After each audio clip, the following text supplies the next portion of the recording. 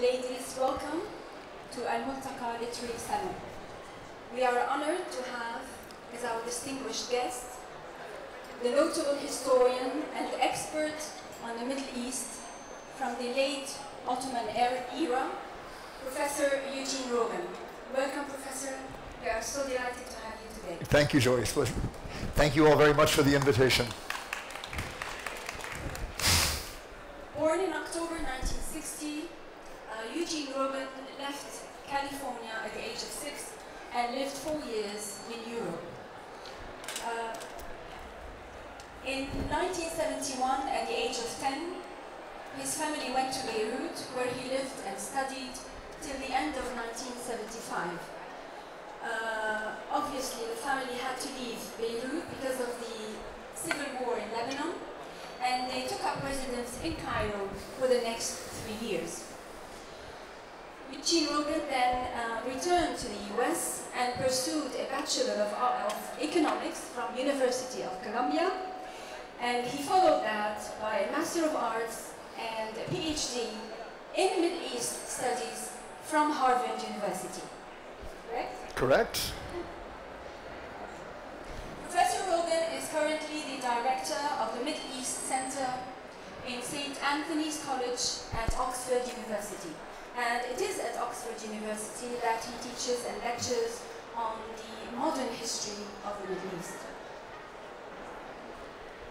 In 2017, he was elected a Fellow of the British Academy. Congratulations. Thank you.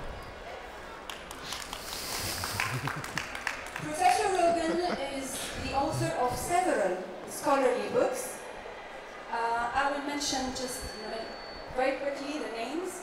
Frontiers of the State in the Late Ottoman Empire, published in 1999. The War for Palestine, Rewriting the History of 1948, published in 2001.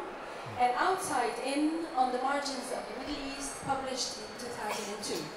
His more recent, and dare I say more popular books, are number 1, The Arabs, A History, published in 2009, and Fall of the Ottomans, The Great War in the Middle East, 1914 to 1920, published in 2015. Now, both these books are bestsellers. They got rave reviews. They were both nominated or voted one of the best books in their respective years. They were translated into more than 8 languages and have undergone several reprints. Professor Rogan, an intuitive question to start would be, why the Middle East?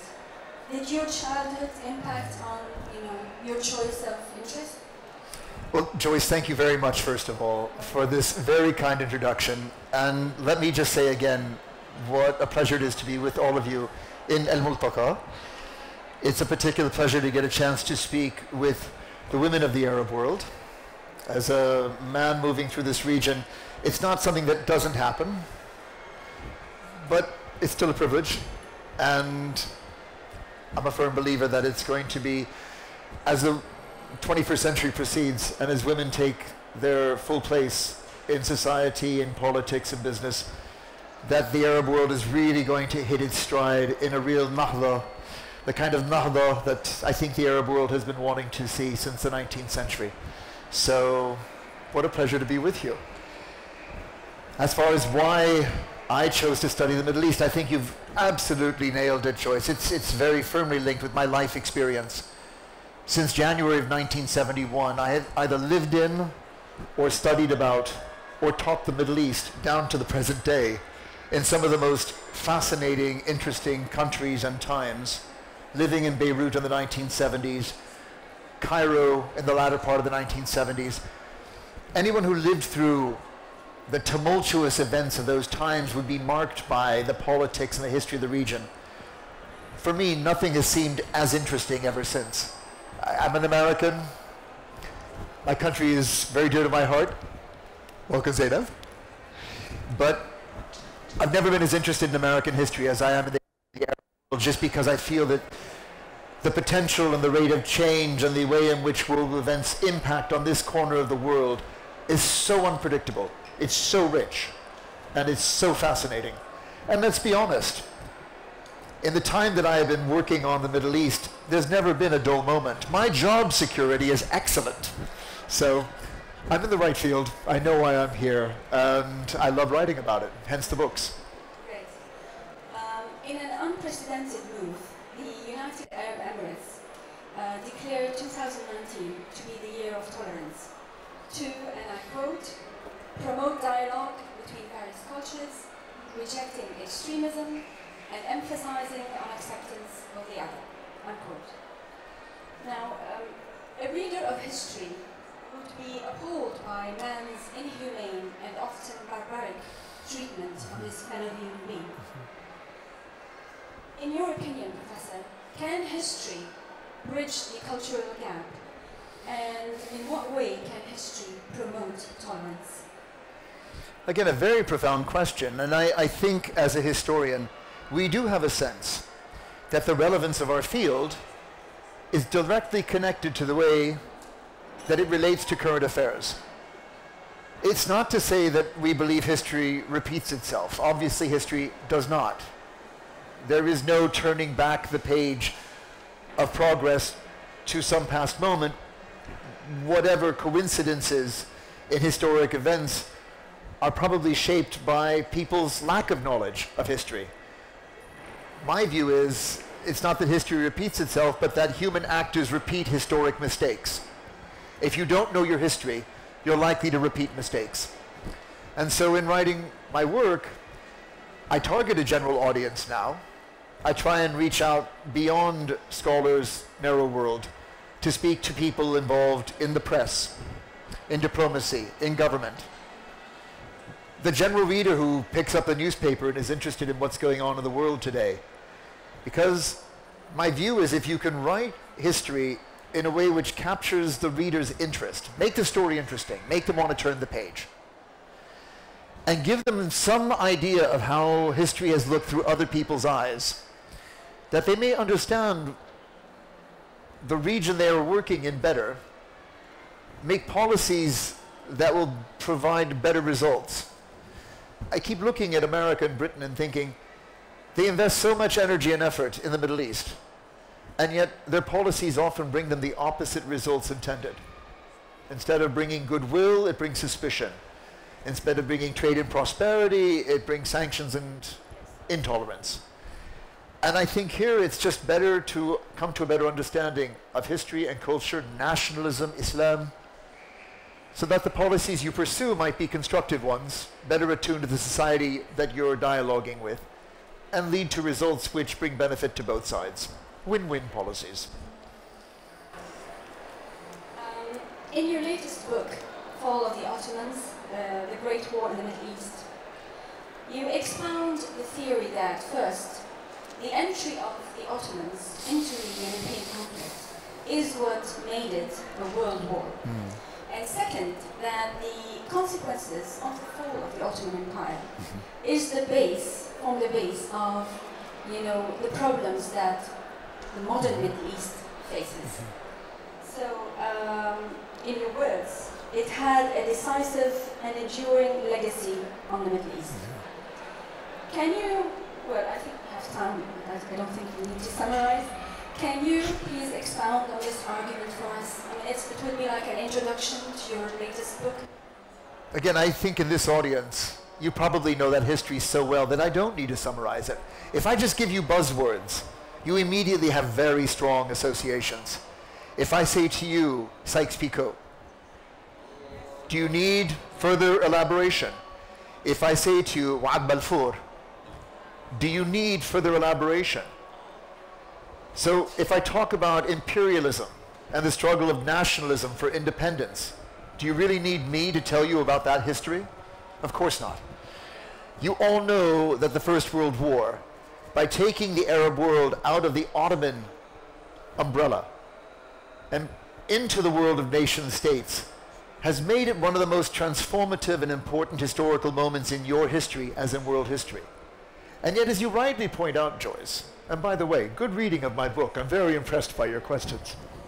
As you rightly point out, in August of 1914, it was a European war. It was a war between Serbs and the Austro-Hungarian Empire that draws in Russia, and then Germany, and then England and France. For many in the Ottoman world, particularly the Arab provinces of the Ottoman Empire, this was not their war. They had no reason to be involved in that war. And I think the whole decision for the Ottomans to enter the war was one of the most divisive decisions that split the Arab world from their Ottoman center once and for all. It was a catastrophic event. But for that European conflict, the Ottoman entry to the war truly globalized it. If you look at the First World War in the Pacific arena, in the African arena, it was nothing. It was a very minor skirmish. But the Ottoman Empire brought the First World War to the shores of North Africa and right through the provinces of the Middle East. If you go country by country through the modern Middle East, every single country was affected by this war.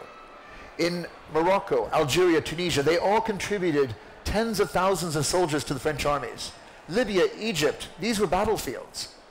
Saudi Arabia, Palestine, Jordan, Syria, Lebanon, Iraq, Turkey, Iran, Yemen. These were battlefields of the war. Civilians were caught up in this war, soldiers were caught up in this war, cities were destroyed right across the region. And in the process, the whole world came to the Middle East. You had Australians and New Zealanders, Indians of every ethnicity of South Asia. You had Senegalese, you had French, you had British. Among the British, the Scots, the Irish, the Welsh. I joke in my book that the Middle East became a real Tower of Babel as the arena of the First World War. So to me, the entry of the Ottoman Empire took a European war and made it global. And the First World War really made the modern Middle East. And that's why I felt driven to write that book. I just felt it was absolutely central to the history of this region. Okay, so maybe enough of the serious. I'm going to turn to a lighter side. While reading the book, The Arabs, History, I realized that you depend a lot on your research on diaries and memoirs as primary source, and of course other secondary sources. One of the, let's say, characters that was very interesting to me was the 18th century Damascene Halaq, barber. His name was Ahmad al-Budayri, and he lived in 18th century Damascus. And so you quote a lot from his diary, because it extended over 20 years. Yeah. And the diary shed political and socio-economic aspects, scenes from that era. And in that time, a barber was also a physician treating minor ailments. He was a dentist. He performed circumcision on male children. And, in my mind's eye, I could imagine, his barber shop being like, this hub of gossip and, neighborly rivalries and, disputes. And, he's in the middle, assimilating all and trying to be, sort of a judge. Do you recall, I'm sure that, he also put in his diary lots of, anecdotes and, funny scenes. Do you recall any of this that, you can share with the audience? Well, Al-Budayri al-Halaq is such an amazing source, and it's almost unique among our historical sources from the Arab world. It's so unusual to have somebody who wasn't an alim, someone who hadn't been formally trained in Sharia, to write about their life, to write about their thoughts. It's a very modern thing to do, actually, for an 18th century man to think that it was worth, his thoughts were worth writing down.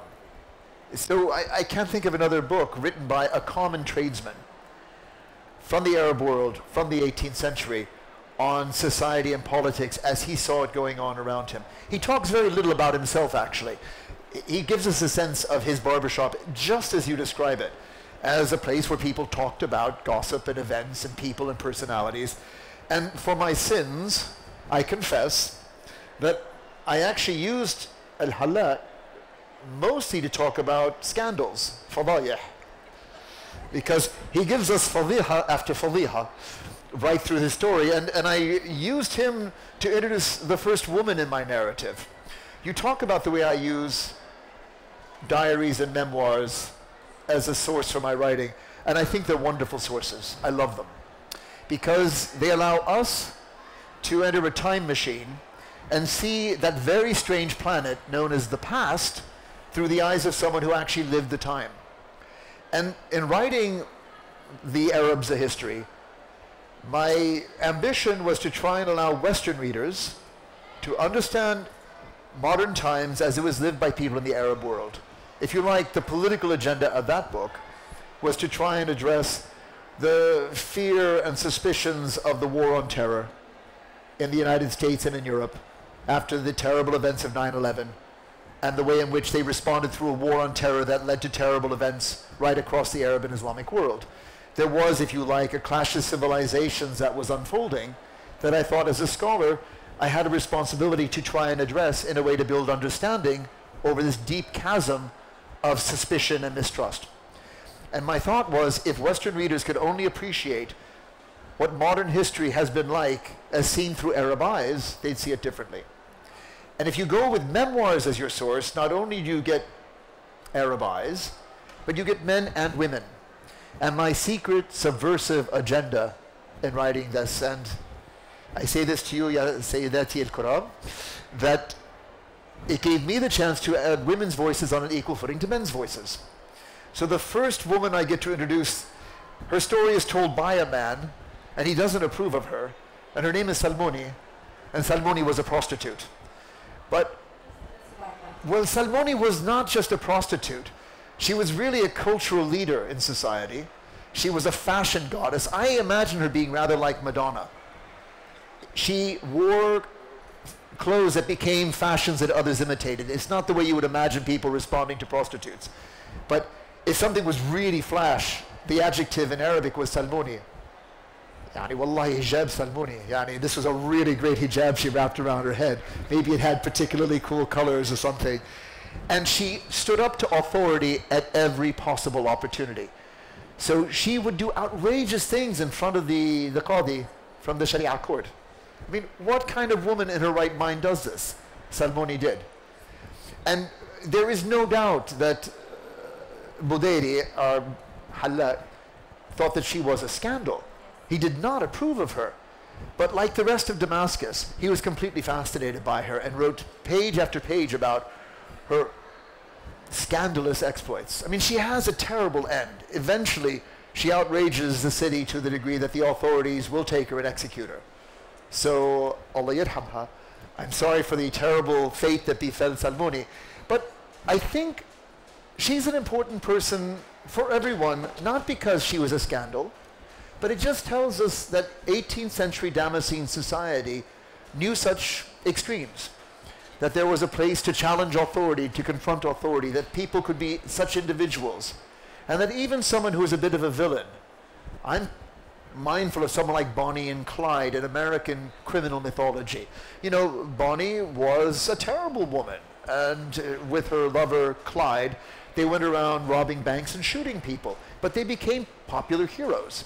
And I think Salmoni was such a person, very useful for people outside of the Arab world to know that in history there is this common experience of folk heroes who do bad things but capture the public's imagination. I find Salmoni fascinating. So the women's voice in my book began with her, thanks to Budairi al-Halla. Yes. I recall, I was just talking to you about this very back. I recall also an anecdote that was mentioned in his diary. Is one time, one client of his came to his barbershop complaining, of being frauded. And he said, listen, a few days ago, I bought a bottle of olive oil, hand-pressed, organic, homemade, whatever, and I paid good price for that. And I went home, only to find out that 90% of the bottle was water, and just the top was olive oil. And the seller I bought this from had disappeared. So it was amazing. But he was very unhappy about his times. And he looked around him in 18th century Damascus, and he saw the abuse of power, and he saw corruption. And he and the people who came to his barbershop talked about these things. And it's very clear that even then you had a sense among the people that the rulers needed to be accountable. And I think here again we can see echoes that will be picked up even in the 21st century. People feeling that their rulers are not fulfilling their duties to the people to provide the benefits and the welfare that they have been entrusted to do. So it's a good place to start modern history of the 18th century. I can see that there were lessons that historians can teach that politicians would be wise to listen to even today. What is your favorite book? Oh my God. My favorite book. What I will say is this, my favorite historian is Albert Hourani. Albert Hourani. Albert Hourani, well, I'm sort of his grandson, in the sense that my supervisor was taught by Albert. Albert was the founder of our Middle East Center in Oxford. He wrote many magnificent books, most famously Arabic thought, History of the Arab Peoples, Shu'ub al-Arabiya. He got the plurality in there. And before that, Arabic thought in the Liberal Age, which is really the first history of the intellectual awakening of the Arab Nahda in the English language. And I think Hourani's works influenced me more than anyone else's because of this very committed, positive engagement with Arab history and the Arab world. He set the example for studying the region out of love and respect that I think has made Oxford's Middle Eastern Studies School quite distinct. And why, when I was offered a job in that center in 1991, I took it and never looked back. I'm still teaching in the same university with the same job. So I think that these books, as a historian, are the ones that really have had the strongest influence on me, and I would say they're my favorite history books. Do you read fiction? All the time. Love fiction. Any favorite author?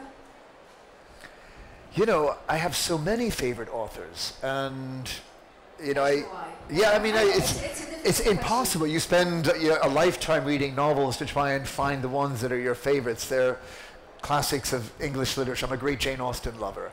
I love the Russians. Give me Dostoevsky any day. Among Arab authors, you know, I'm so excited by the way in which the novel has become an Arab medium. I'm thrilled about Huda Barakat taking the International Prize for Arabic Fiction, and I want to make sure I make her session when she speaks here, as you all should as well. A fabulous writer, and richly deserves this award. Did you read the last book? I have not read it yet. It hasn't been translated yet. Who needs to read the translation? I'll read it in Arabic, of course.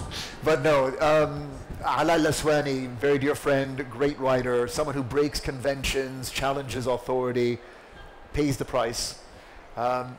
There's so many I could go on, but yes, I'm a great lover of fiction. And if you've got any good recommendations, or if you have any good recommendations. That wouldn't be a question to ask me. Okay.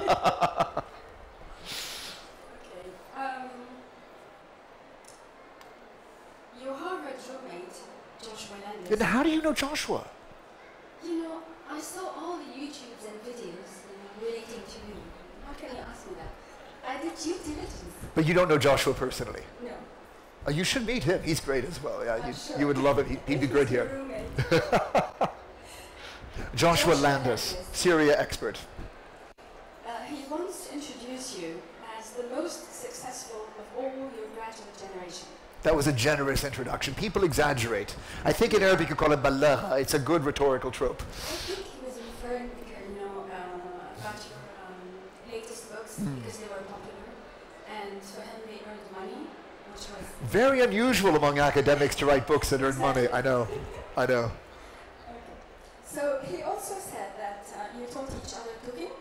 Yes. So I'm sure your wife is thrilled to have a cook in the house. She is actually. She's very happy with that arrangement. Okay. What's your favorite cuisine? My favorite cuisine. You know, I think the cuisine that probably has marked me the most is Italian. Only because everyone with the right ingredients is able to turn out good Italian food. But in Italian cooking, it's two things. It's great materials, and it's simplicity. Anyone who throws pineapple into Italian cooking should be immediately taken outside and whipped. Keep it simple with the best ingredients. You can't go wrong. How are we doing on time? How are we doing on time? 12:40. Okay. Shall we open the Q&A session or continue with? Yeah. I see a hand right here. A brave first question. Thank you, Joyce. Assalamu alaikum wa rahmatullahi wa Assalam. barakatuh. I'm sure you can't understand Arabic, no? I try my very best. I prefer to ask in Arabic. تفضلي. شكرا.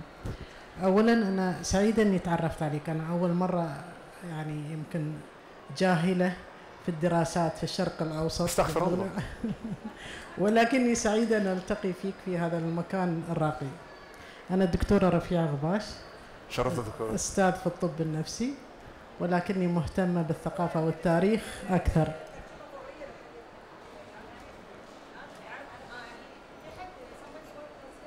I will translate later on. But sometimes I feel the feeling is important in a question, and when I speak English my feeling detached. إذا بتفضلي أنت عبري عن حالك يا عربي تفضلي. طيب أنا عندي تعليق وسؤال. التعليق أنت ذكرت بإيجابية عن أن الأمريكان والإنجليز يسوون أشياء زينة بس تطلع مش زينة. هكذا أنا فهمت يعني. ولكن من ينظر إلى خلي أمريكا جديدة يعني على التاريخ. لكن إذا نظرنا لبريطانيا لا أتذكر لها فعل يجعل البريطاني يرفع رأسه في كل المستعمرات اللي استعمرتها. وأعطيك أبسط مثال. هنا لم تستعمر الخليج ولكنها طوقته بقوانين حتى الحاكم لا يستطيع أن ينتقل إلى بلد آخر بدون إذن بريطانيا. صحيح. طيب يعني 180 عام ودمرت رأس الخيمة وعيشت الناس في جوع بعد في الحرب العالمية الثانية لأن حاصرت المنطقة حتى لا ينتقل السلاح إلى جهة أو أخرى. ولكن الناس ماتوا جوع في تلك الفترة. تروي لي والدتي أن القبائل تأتي لبيع بناتها مقابل لقمة عيش. هذا بالنسبة لنا الإيمج مال بريطانيا. واستمرت على هذا الحال. لا بنت مدرسة ولا مستشفى ولا أي شيء بوزيتيف. يمكن منعت الصراع بين القبائل حين أرادت ذلك. متى سمحت بريطانيا بطبيب؟ في الفترة اللي الأمريكان وصلوا ووقعوا اتفاقيات نفط وتنقيب عن النفط. قام الممثل الخليجي لبريطانيا اللي هو يوسف بن أحمد كانوا في البحرين وهنا السركال بمخاطبة الإنجليز أن لا تفوتكم الفرصة. ابعثوا طبيب على الأقل الشعب يحترمكم هني ويحبكم وتصبح الاتفاقيات النفط لكم. أنا أعطيك بس مثال يعني على هذه القصص. فأنتم لما تقولون نحن نبذل مجهود وتأتي النتائج عكسية لم تبذلوا مجهود لمصلحة الشعوب. وأنا حين أتحدث عن حكومات وليس شعوب. أنا في رأيي أن الشعوب لو تركت بدون هاي الأنظمة لأصبحنا أمة واحدة. لأن مصيرنا واحد. مصيرنا موت ومن من يؤمن بحياة أخرى. ولكن الحكومات تحكي عن العرب بشكل عام؟ لا العرب والإنسان بشكل عام. أوكي. الإنسان بشكل عام. يعني لو تركت المسألة للإنسان لما أصبحنا في حروب. لكنها لأن هناك أنظمة سياسية بكل أنواعها عندها أجنداتها وعندها مصالحها وهي فئة صغيرة مقارنة بالشعوب الكبيرة التي تدفع ثمن غالية. هذا بس تعقيب على النقطة. أما سؤالي يعني إذا كنت باحث بهذا العمق في هذه المنطقة ساعدني في فهم الفشل العربي المستمر. شكرا. شكرا دكتورة. تسمح لي برد لك بإنجليزي؟ Okay. When it comes to Britain's relationship with the Gulf in general, its relationship was always with the rulers and not with the people. And what they sought to do was create a sphere of influence that would preserve British interests and the interests of the British Empire. They were never in this region to bring benefit to the people. And that is in the nature of imperialism. I don't say that to justify them. I don't try to explain it, but to understand what drove them. They did not want to spend a penny in foreign lands that would cause the government in Westminster to be criticized by the opposition. So they wanted empire to be as cheap as possible, and they wanted to preserve stability, to keep other powers from entering their sphere of influence. The one benefit it brought to the countries in the region was to limit Iran's encroachment on the Arab shores of the Gulf, and to try and preserve countries that were too weak to protect themselves from stronger neighbors. These territories would have been part of Ibn Saud's kingdom if there hadn't been a British buffer to stop them from being taken over by Ibn Saud and his Wahhabis. This would have been a different political order entirely. Whether this is a good thing or a bad thing is not my role as a historian, but this is the benefit that Britain brought, was to enable the Imarat to emerge as an independent state at the end of British withdrawal. But their contract was only with the rulers, never with the people. As you say, not a hospital, not a school, not a mouthful of bread for the people. Agreed. But welcome to the British Empire. If it was such a good deal, why do you think so many people wanted independence? When it comes to the question of, as you call it, the Arab failure, I have nothing but hopes for this region. And the hopes are being strained by problems that are getting deeper and divisions that are getting wider. The hopes of 2011 that people who have long been oppressed by their governments might replace those with accountable governments has just created wars and power vacuums. But I look at what's happening in Sudan and Algeria, and I can see that people still want accountable government. They don't want the military to rule them, and they're learning their lessons. And so there are wars that need to end in the region. There are divisions that need to be mended. There is tolerance that must be built. And governments must do the right thing by their people, or else they're no better than the British were when they ruled this place as an empire. If the rulers are only in it for their own benefit, as Mr. Bouteflika and those around him were in Algeria, then they must go. And I think Arab people know that. I think they're struggling for that. And they have my total support that this struggle will bring them justice, accountable government, a better future. Inshallah. Oh, sorry. Yes, thank you. Hi, my name is Mohammed. A pleasure, Eugene. I was going to ask about the future. So I know you're a historian on the region, but just again, perhaps you can expound on now looking forward with, post the, 2011 events and so on, up to the recent events in the region. But looking forward, how do you see the region unfolding, and how will that impact relations with either the old powers? And the other point is on the multinational institutions, so the UN, other agencies, or even the blocs like the EU blocs and their institutions. How do you see that the relationship perhaps developing between them and the Middle East? Again, I'm glad to give you my assessment, but I'm more interested in yours. Because I'm optimistic, generally. I think optimism is a great state of mind because pessimism is paralyzing. And one thing you cannot afford to do at this critical juncture in history is to freeze. You must keep moving. The situation right now across the Arab region is terrible. I've never known it to be so bad. And I'm not speaking just in my lifetime, I mean as a historian. You have the destruction of cultures and of countries that have been the very heart of the Arab world. I'm thinking of Syria. I'm thinking of Yemen. I'm thinking of Libya. I'm thinking of Iraq. These are countries that need stability and reconstruction, and a reconstruction bill that will cost hundreds of billions to effect, without which the people in these countries are condemned to futures worse than the present, which will breed despair, which breeds very dangerous politics, which will continue to make your region very unstable. Even the United Arab Emirates will be threatened by that instability. So I think everyone must keep moving, and moving very quickly with international agencies, with their neighbors. But you also have to bring calm to your own region. The Persian Gulf as a region, or the Arab Gulf as a region, cannot sustain the conflict between Iran and the Arab states. It must stop. And you must show the will to stop it. And with it to resolve all the differences that you have across your own region. Because divided, you will be ruled. And together, you are so strong.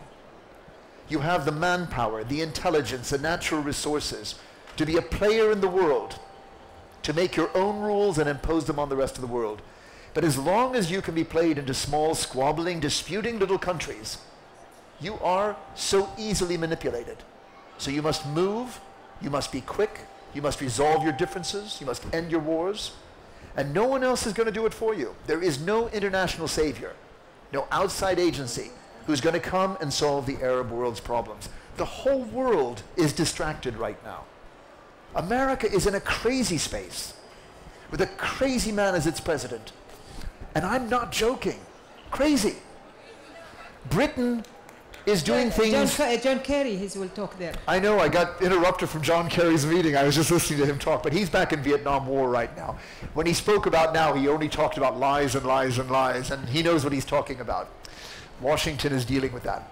So it's not like the outside world is going to come and fix the problems here. You guys have to do it. You have the means, you have the intelligence, you have the interest, but you must do it. And then your optimism will be rewarded, but keep moving. Don't stand still. No room for pessimism. مرحبا دكتور يوجين.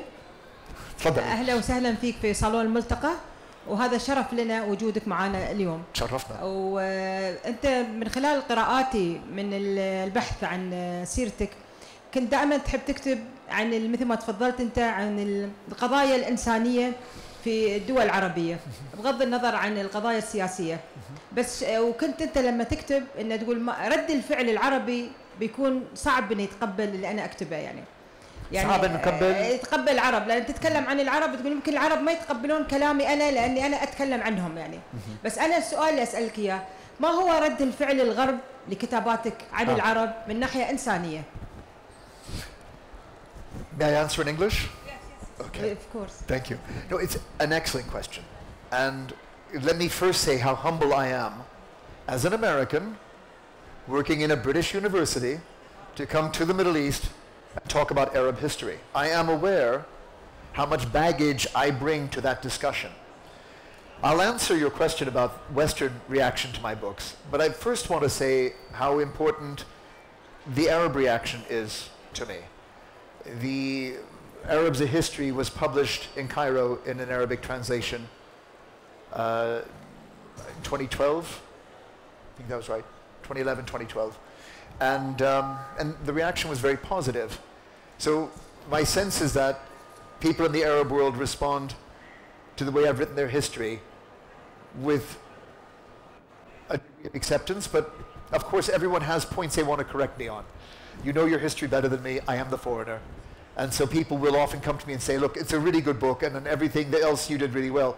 But on the Palestinian problem, you make these mistakes that we have to talk about. And I love that. This exchange I have with people in the Arab world about their history, which they hold so close to their hearts, makes every Arab I talk to about my book my teacher.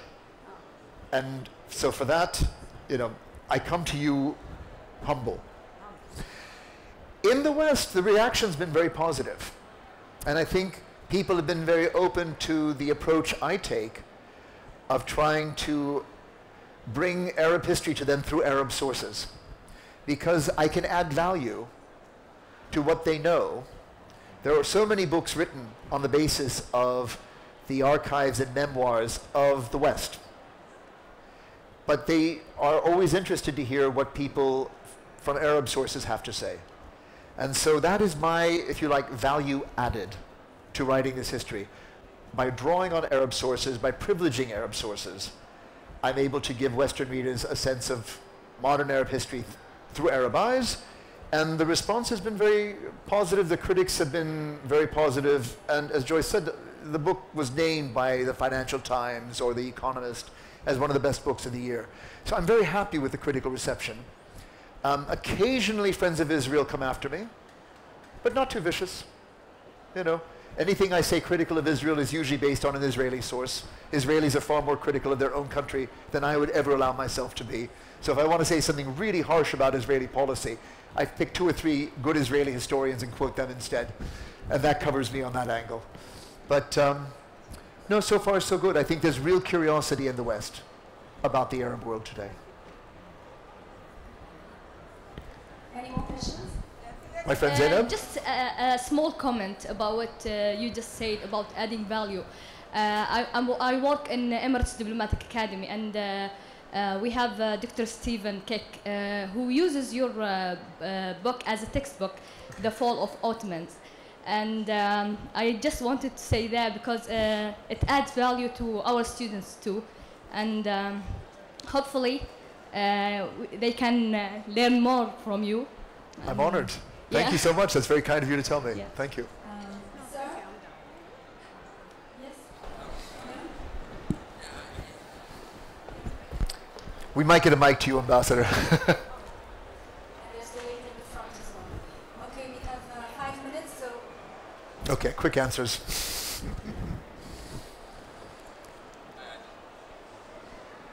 I just wanted to build upon the previous question about, I remember reading Edward Said's work in university class in Contemporary Civilization. I think we may share a similar alma mater. You were Columbia? Yeah. Yeah, CC. Know it well. And the book opens with Napoleon's journey to Egypt and information gathering, and it talks completely about the West interpreting the East, and Orientalism is the Shraq. And no, I don't want to accuse you of being a mustachrak or anything like that. That's my faculty. You're welcome But, to. Why is it the preeminent powers of Arabic thought and interpreting the Arab world, Oxford and Cambridge, Princeton, Columbia, Harvard, where are the University of Baghdad, because the whole point of Said's book is that if you let other people determine your history and define your culture and your thought and your ideology, and then you risk bad things happening, such as what happened in our country with politicians reading Samuel Huntington Right. or Bernard Lewis and listening to the wrong people. So how do we encourage the Arab world to build up scholarship again and be able to interpret their own history through their own eyes and not through Orientalist eyes? Yeah, I hear you. No, it's a really good question. And I spend a lot of time in Arab universities. I get to meet with faculties across the region. I studied 2 years at the University of Jordan, where I got to work closely with people in the history faculty there. And I think the problem in the Arab world is there is too much respect for history. People are scared of history still. And so governments really restrict what one can say. I wouldn't say that the history faculties in the region are areas of free thought, of critical thinking. The pedagogical method is still based around a lecturer giving you truth, students writing down what they hear verbatim, and then them memorizing their notes for exams where they would repeat in answer to questions exactly what they've been told. And if one were to stand up in class and say, I disagree, it would be rude, it would be wrong, because you can't disagree with truth, but it'd be dangerous. And even in the University of Jordan, there was a sense that in every lecture theater that there were mukhabarat agents that were sitting in to make sure nothing was being said or done that was dangerous to politics. So in a sense, I think before we get to the stage where students from Baghdad and Amman and Cairo are able to write the history of their culture and society in a way that is better than anywhere else, they're going to need the freedom to think critically without it getting them into political trouble. And that also extends to the state changing its attitudes towards making its papers and documents available in archives. You know, if you go to Cairo, you can get access to very rich archives on the 19th century. But if you try and get into anything that has to do with Egypt from the revolution forward, so Abdel Nasser's time onwards, forget it. It's totally closed to researchers. That's got to be ended before you're going to see an engagement with history that's seen as being an extension of a free society rather than an authoritarian society, which is still the case in so many countries in the region. Do we still have time? It seems we have run out of time. Thank you to the audience. And a big thank you, Professor Rogan. Thank you, Joyce. For delighting us today. Thank you very much.